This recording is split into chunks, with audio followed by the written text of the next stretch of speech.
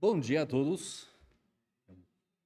Prazer de estar com vocês e nós queremos falar sobre Apocalipse capítulo 5, Jesus Cristo vitorioso. Jesus Cristo vitorioso, Apocalipse capítulo 5, versículos 1 a 4. Lemos: Vi na mão direita daquele que estava sentado no trono um livro escrito por dentro e por fora, de todo selado com 7 selos.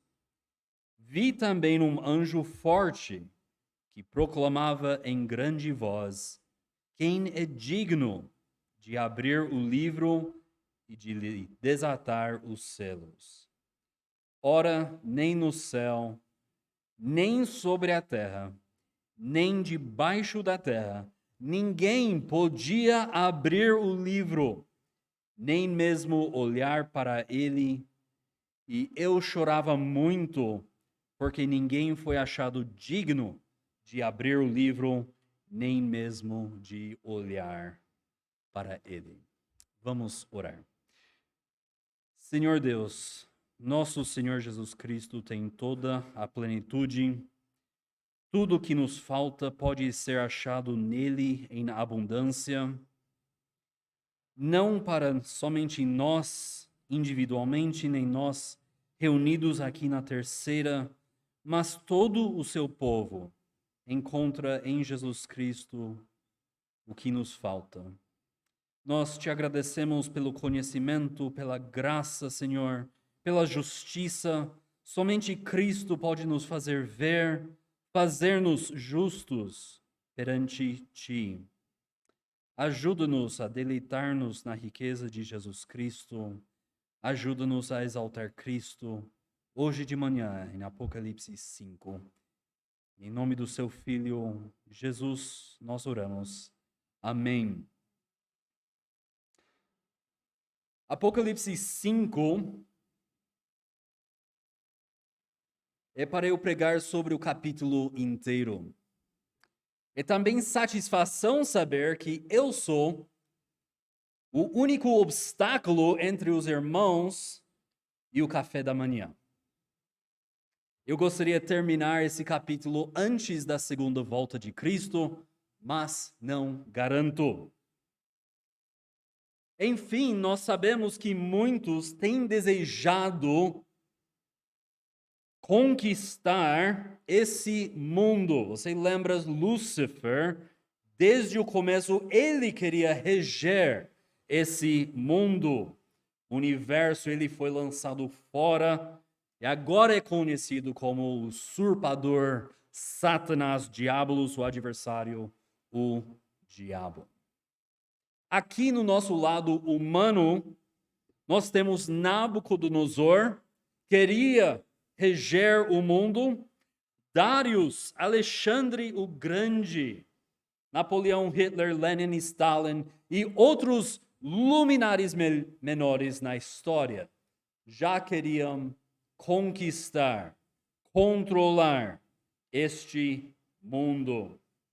E nós sabemos que o anticristo eventualmente chegará, um homem muito poderoso que reúne todos os líderes do norte, sul, leste e oeste. Mas ele também será derrotado. Muitos têm desejado conquistar, controlar este universo. Todos eles falharam e irão falhar. Somente tem um indivíduo com o direito, com o poder, com a capacidade que é digno de tomar de volta esse universo do pecado, da rebelião de Satanás, e este é descrito em Apocalipse, capítulo 5. Eu gostaria então simplesmente ler como os irmãos, capítulo 5, abrir o seu entendimento para o que está acontecendo aqui, para que nós podemos entrar no louvor lá no céu descrito aqui no capítulo 5. Vamos ver 3 coisas. 3 artigos.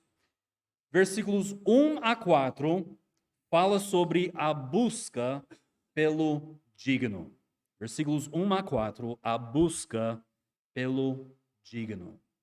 Versículos 5 a 7, o digno é encontrado.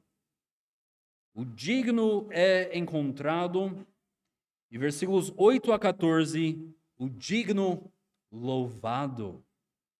8 a 14, o digno louvado. Vamos começar com a busca pelo digno. Versículos 1 a 4, nós vemos que essa cena começa em capítulo 4 e essa cena é o céu. No centro desse louvor e dessa cena é o trono de Deus. Deus está sendo louvado em glória, em esplendor, pelos exércitos celestiais. Todo louvor, toda glória de cada garganta aí no céu está direcionado para o Deus Todo-Poderoso. E então, capítulo 5 começa: vi na mão direita daquele que estava sentado no trono um livro escrito por dentro e por fora, de todo selado com 7 selos. Esse Deus, sentado no seu trono, está estendendo a sua mão. E olha o que ele estende: um livro escrito por dentro e por fora, de todo selado com 7 selos. Escrito frente e verso. Enrolado um pouco, selado. Enrolado mais um pouco, selado de novo. E isso era uma imagem bastante familiar para judeu e para romano no tempo de João. Isso era típico de contratos no Velho Mundo. Precisava 3 testemunhas. Contratos de casamento, contratos de aluguel, contratos de qualquer tipo. Todo tipo de documentário legal era escrito com todos os detalhes no lado de dentro. E no verso estava escrito, parte por parte, artigo por artigo, um resumo daquilo que estava lá dentro. E a cada resumo, um testemunho, normalmente 3 em número, assinava o seu nome, afixava um selo. E para isso o contrato, para ser aberto, precisava ser aberto com esses 3 testemunhos, quebrando progressivamente cada selo. Mas havia apenas 2 documentos que requeria 7 testemunhos, 7 selos. Nos tempos romanos, esse documento era o testamento final. Eles não tinham uma justiça como a nossa, que quando alguém falece, quando alguém morre, a justiça entra e reparte todos os bens igualmente entre o cônjuge e todos os herdeiros. A justiça brasileira faz isso. Mas, nos tempos romanos, aquele que estava prestes a morrer poderia ditar a distribuição de todos os seus bens ao herdeiro que ele desejasse. E isso se tornava testamento final. Precisava de 7 testemunhos, com todos os detalhes escritos, afixando a sua assinatura e o seu selo para o resumo no verso. No Antigo Testamento, a transferência de título de propriedade, passando pedaço da terra prometida para outra pessoa, precisava 7 testemunhos, 7 selos. Deus está estendendo o seu testamento final. Ele está segurando o título de propriedade do universo inteiro. Deus tem o direito, ele é o proprietário e ele está passando para o seu herdeiro designado para tomar posse do que é justamente dele.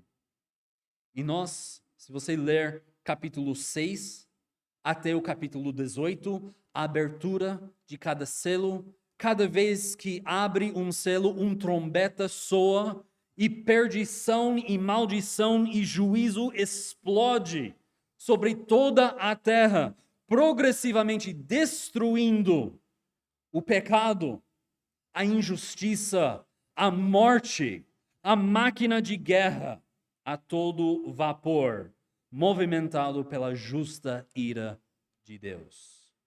E ao mesmo tempo que tem pestilência, guerra, juízo e guerra, nós também vemos que esse período de Apocalipse 6 a 18 é um período de salvação, como nunca foi visto na história da igreja.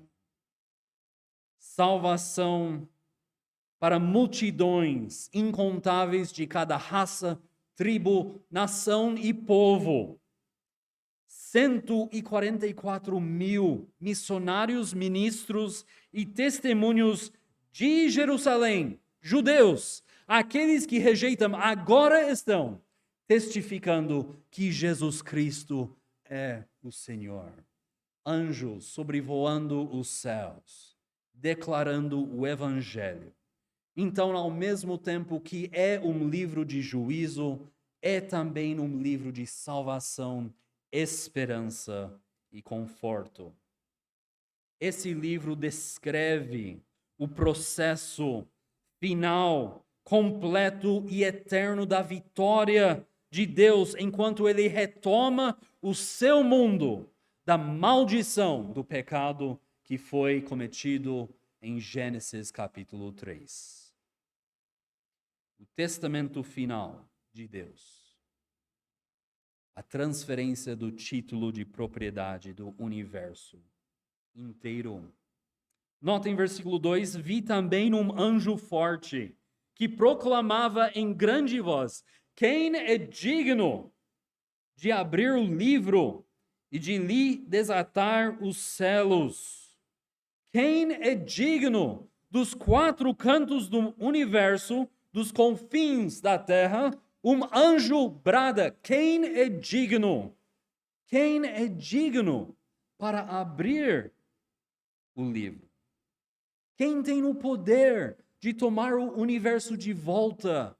Quem tem a autoridade de tirar este universo caído das mãos de Satanás, o príncipe do poder do ar, o rei deste século? E olha em versículo 3, a resposta.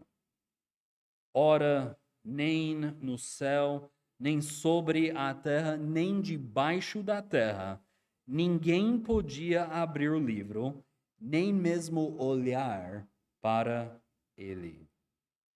Miguel, o poderoso arcanjo de Deus, que travou batalha com Satanás acerca do corpo de Moisés, estava presente. E a resposta dele: silêncio. Gabriel, o anjo glorioso que anunciou a vinda de João Batista, a vinda do nosso Senhor Jesus Cristo, está presente. E ele também está em silêncio. Milhões sobre milhões de anjos presentes. 4 criaturas vivas presentes. Serafins e querubins incontáveis, presentes, todos silenciosos. Nossos pais na fé, Abraão, Isaque, Jacó, José, silentos, em silêncios.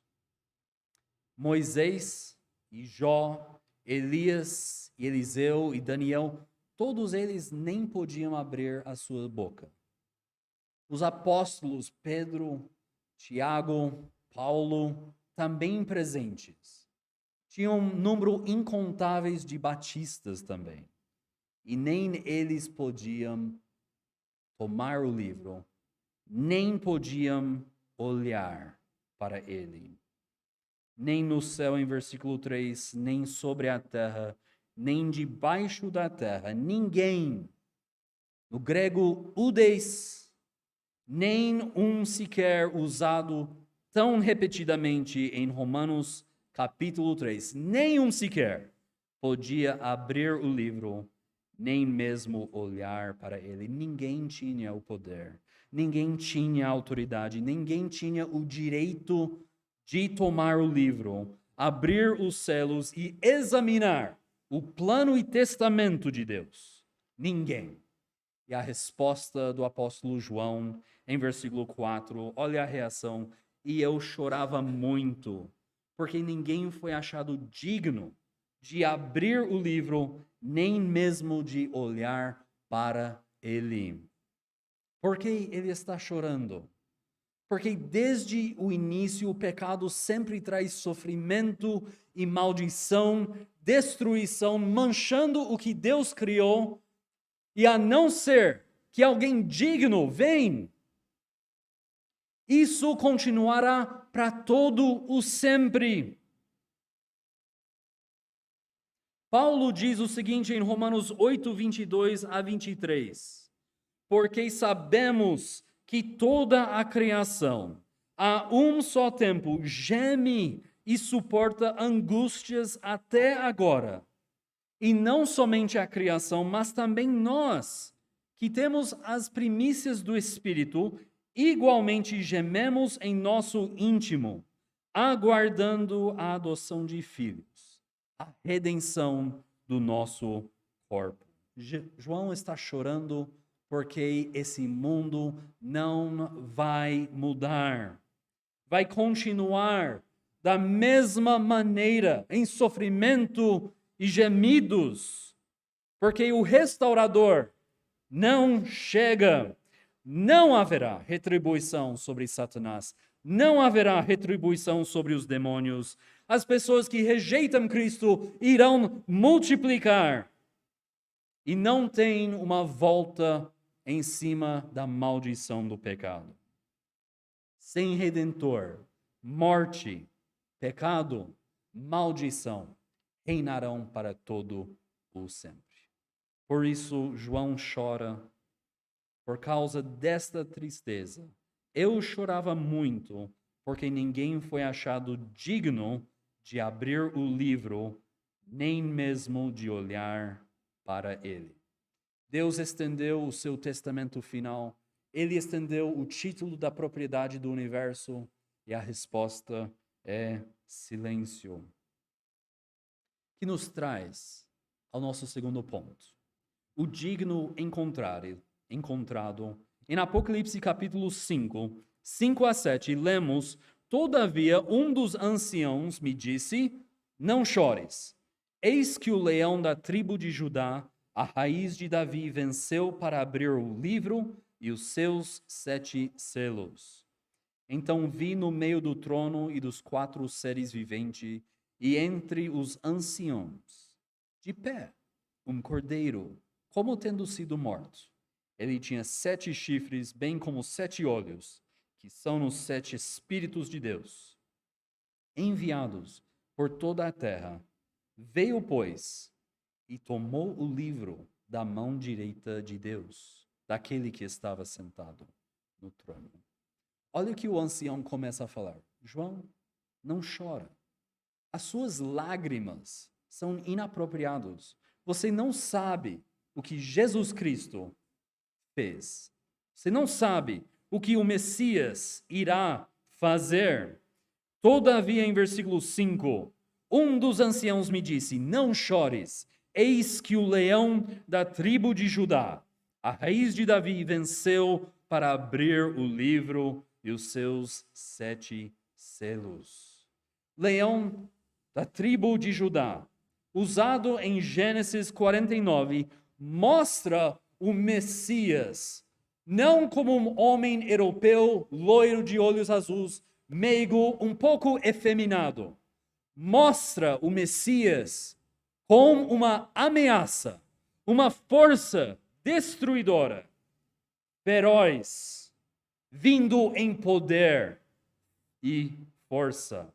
E os judeus, eles estavam esperando esse Messias.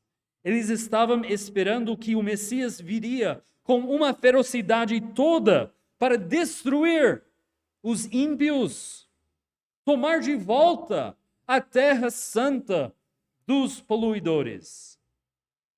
Mas, quando o Messias veio pela primeira vez, ele não veio como leão. Em Isaías 53, versículo 7, olha como o Messias vem. Ele foi oprimido e humilhado, mas não abriu a boca. Como cordeiro foi levado ao matadouro, e como ovelha muda perante os seus tosqueadores, ele não abriu a boca. O trabalho do Messias como leão ainda estava por vir. Raiz de Davi, também citado em Apocalipse 5:5, usado em Isaías capítulo 11. Ele não é simplesmente o filho de Davi, ele é raiz. Ele que sustentou a casa de Davi por todos esses séculos, ele que nutria, sustentava e sustenta até hoje a herança e os herdeiros de Davi. Para de chorar, João, o digno é encontrado. Olha em versículo 5. Eis que o leão da tribo de Judá, a raiz de Davi, venceu.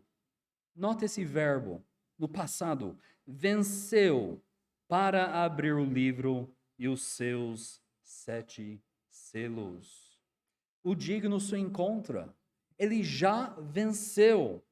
Ele tem o direito de tomar de volta este universo.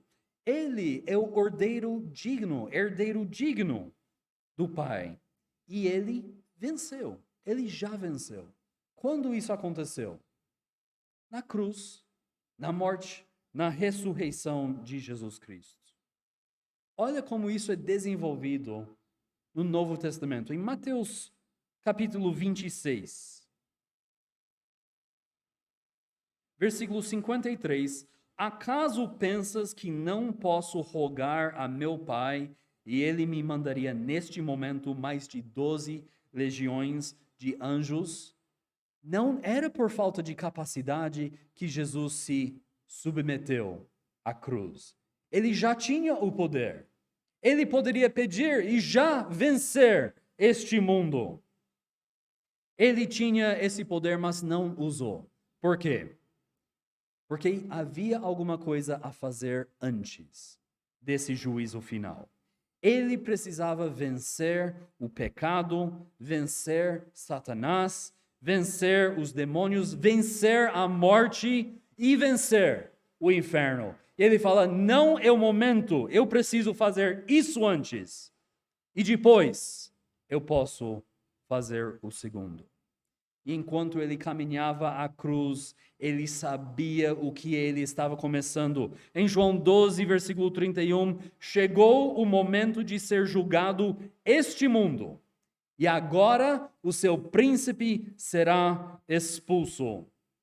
Mais adiante em João 14, versículo 30, já não falarei muito convosco, porque aí vem o príncipe do mundo e ele nada tem em mim.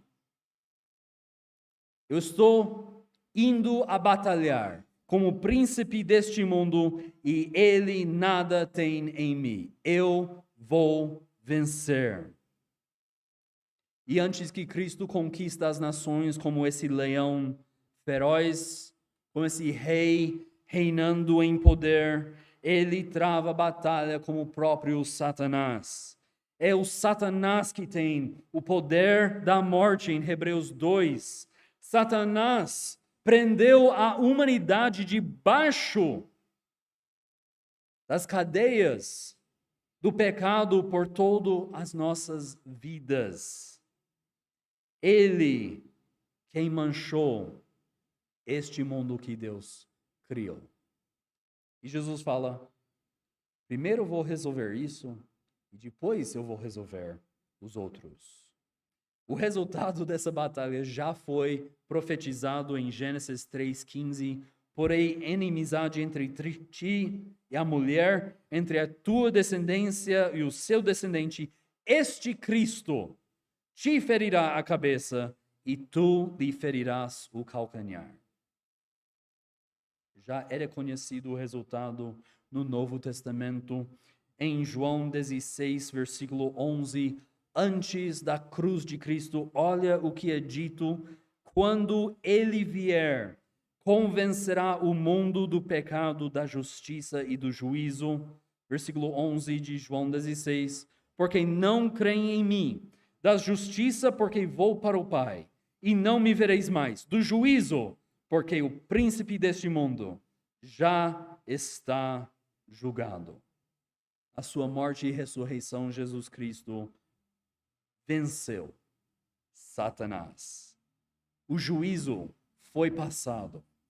O decreto foi assinado em sangue. O juízo estava já posto sobre Satanás. E a vitória sobre o pecado, Satanás e a morte e o inferno foi vencido. Por isso, o ancião vem em Apocalipse 5:5, não chores, eis que o leão da tribo de Judá, a raiz de Davi, venceu. E João olha em versículo 6, então vi no meio do trono e dos 4 seres viventes e entre os anciãos, de pé, um cordeiro como tendo sido morto. O ancião fala: vem, o leão já venceu. E João olha procurando o leão e o que ele vê? Um cordeiro. O cordeiro de Deus que veio tirar o pecado deste mundo. Nota também, vi de pé um cordeiro como tendo sido morto. É exatamente da maneira que aconteceu. Jesus morreu e agora está vivo. Ele foi sacrificado, mas ele ressurgiu. E para todos os judeus lendo essa carta do apóstolo João, eles entendiam essa imagem do cordeiro.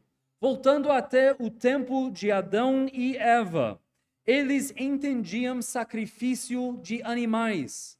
E esses sacrifícios não tiravam o pecado, mas um dia o Cordeiro de Deus viria, morreria uma vez.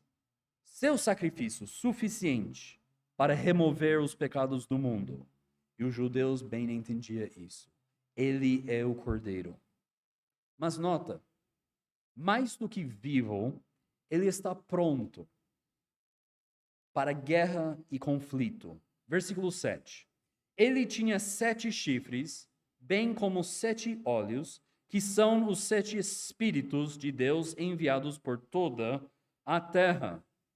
Chifres são símbolos de poder desde o Antigo Testamento. Os animais que as têm são animais fortes para lutar e para se defender. 7 é o número da perfeição. E, portanto, nós vemos este cordeiro com perfeito e completo poder. Poder onipotente. Ele também tinha 7 olhos. Olhos associados com o conhecimento e entendimento. Ele tinha 7, perfeito, onisciente conhecimento, exaustivo conhecimento, conhecimento completo e perfeito. Os seus olhos descritos como 7 Espíritos de Deus. Em Isaías 11, versículo 2, vocês podem ver depois, estes 7 atributos são dados ao Espírito Santo. E aqui nós vemos eles mais uma vez. O Espírito Santo, na sua onisciência, informando, caminhando junto como cordeiro enquanto ele trabalha. Em resumo, aquele que foi morto, agora está vivo, ele tem todo o poder já, ele tem todo o conhecimento suprido pelo Espírito Santo, ele tem todo o poder. Versículo 7. Veio, pois,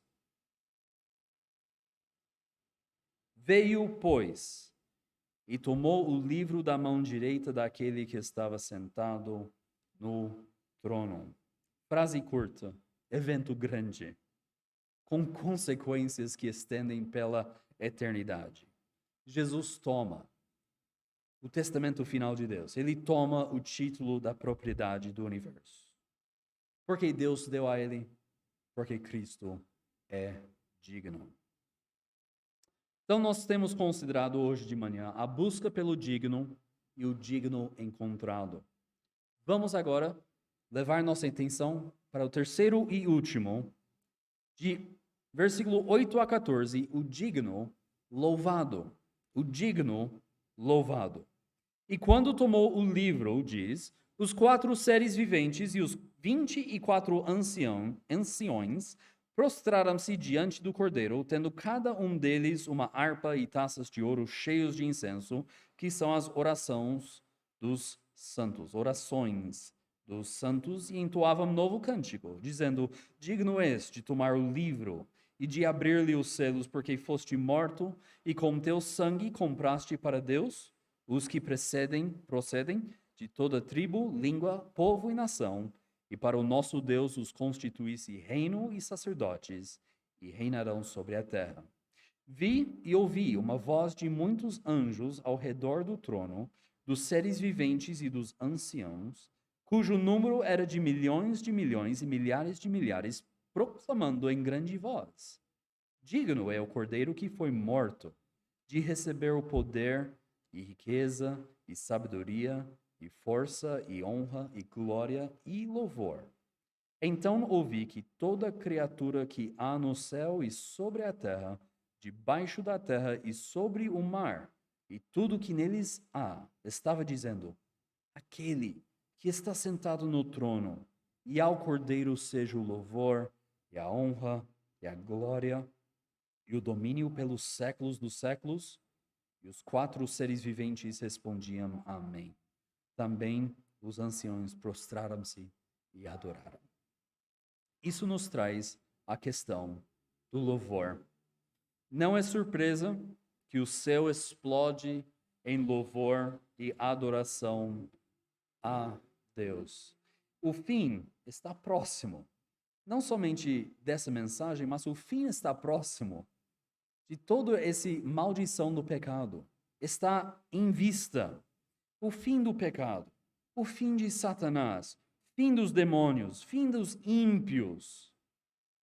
E o estabelecimento glorioso do reino material de Jesus Cristo.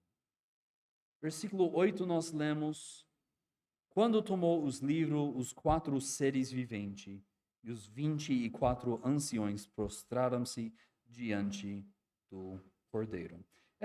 Essa passagem começa com adoração e continua até o final do capítulo. Eu não posso melhorar o louvor aqui. Parece que quanto mais eu falo, diminui o brilho dessa passagem de 8 a 14 de Apocalipse, capítulo 5. É impossível expressar melhor do que já foi escrito. Mas eu quero que você note algumas coisas. Primeiro, nós temos os 4 seres viventes.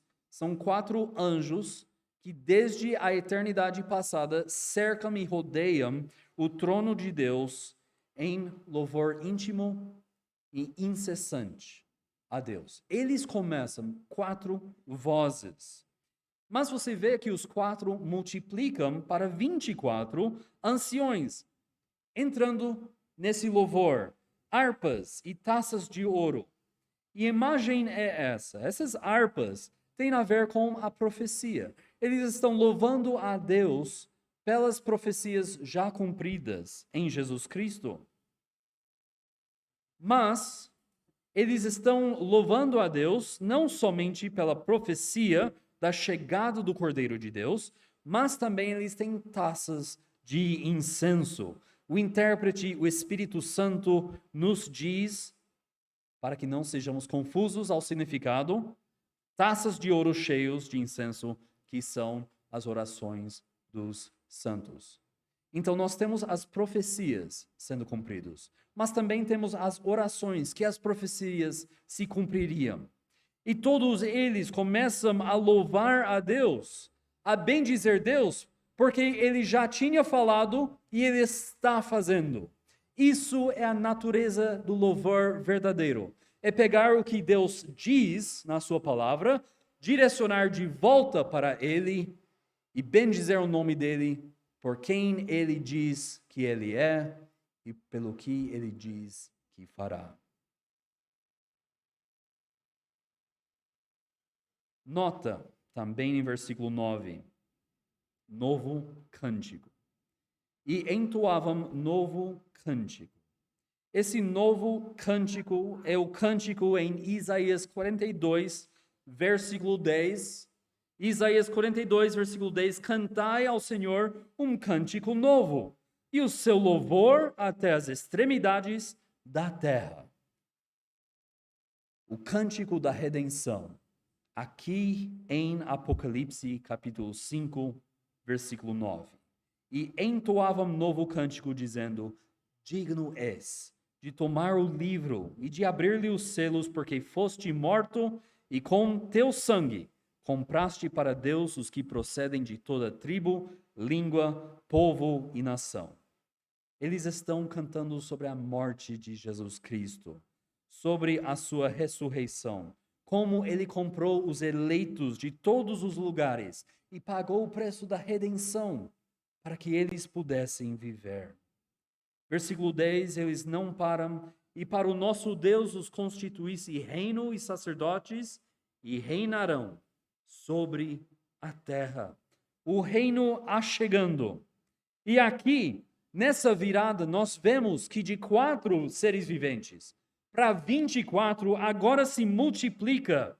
Mais uma vez, em versículo 11, vi e ouvi uma voz de muitos anjos ao redor do trono, dos seres viventes e dos anciões, cujo número era de milhões e milhares de milhares. 24 agora explode para 100 milhões. O louvor começa a se aumentar, começa a crescer. Cada vez que eles repetem essas palavras, mais vozes se ajuntam, proclamando, versículo 12, proclamando em grande voz: digno é o Cordeiro que foi morto de receber o poder e riqueza, e sabedoria, e força, e honra, e glória, e louvor. 7 atributos. A perfeição de Cristo, o Cordeiro de Deus, descrevendo a sua autoridade, a sua riqueza sobrenatural, a sua onisciência e poder, onipotência, respeito, majestade e adoração. Estes características e atributos eram usados antemão, somente para descrever Deus Pai. E agora estão sendo usados para descrever Cristo. Por quê? Porque Jesus Cristo é Deus. E mais uma vez, o louvor aumenta novamente. Em versículo 13, então ouvi que toda criatura que há no céu e sobre a terra, debaixo da terra e sobre o mar, e de tudo o que neles há, estava dizendo: aquele que está assentado no trono e ao Cordeiro, seja o louvor e a honra e a glória e o domínio pelos séculos dos séculos. A profecia sendo completa aqui, a profecia de Salmo 150, versículo 6. Todo ser que respira, louve a Deus. Isso é o cumprimento de Filipenses 2, 10 e 11. Para que ao nome de Jesus se dobre todo o joelho, nos céus, na terra, debaixo da terra, e toda língua confesse que Jesus Cristo é Senhor, para a glória de Deus Pai. Todo canto do universo, com a alegria do louvor ao Cordeiro que toma de volta este universo no pecado. Versículo 14. E os 4 seres viventes respondiam: Amém. Também os anciões prostraram-se e adoraram. Eu te disse desde o começo que não tem como melhorar Apocalipse 5, de tão maravilhosa que que é. Eu não consigo fazer ela mais magnífica, mais real, mais maravilhosa. A única coisa que nós podemos dizer é amém. Ora vem, Senhor Jesus. Vamos orar. Senhor Deus, nós te agradecemos pelo tempo hoje de manhã. Nós te agradecemos por este capítulo que abre o louvor nos céus para que nós podemos avistar, mesmo sendo longe, Senhor, nós podemos avistar a maravilha da nossa esperança em Jesus Cristo, o vitorioso.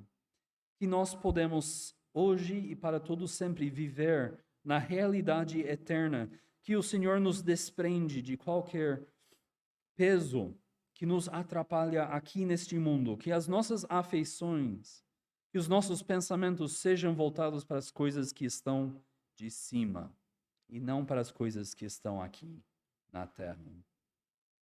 Que nós podemos, Senhor, regozijar na nossa corrida e carreira aqui neste mundo temporário, celebrando o Cordeiro que foi morto, mas agora vive, e que tem o poder, que é o digno, que tem a autoridade de completar, Senhor Deus, o seu testamento e tomar o título da propriedade deste universo.